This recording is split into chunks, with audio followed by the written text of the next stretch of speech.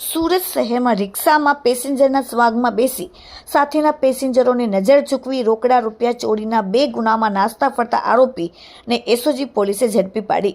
Surat police કમિશનરના આદેશથી સમગ્ર સુરત શહેરમાંથી નાસ્તા ફરતા આરોપીઓને પકડી પાડવા માટે સૂચના આપતા જે સૂચનાને અનુસંધાને એસઓજીના ટીમના માણસો નાસ્તા ફરતા આરોપીઓનું લિસ્ટ બનાવીને તેમને ઝડપી પાડવા માટે જ્યારે પેટ્રોલિંગમાં હતા ત્યારે અંગત બાતમીના આધારે ભેસ્તાન આવાસ ગેટ નંબર 1ની સામેથી આરોપી असलमुद्दीन उर्फे मन्नू उर्फे बदामनु रफीकुद्दीन काजी उमर 32 धंधो वेल्डिंगनो અને રહેવાસી ભેસ્તાન એસએમસી આવાસ વાળાને પકડી પાડવામાં આવેલ છે।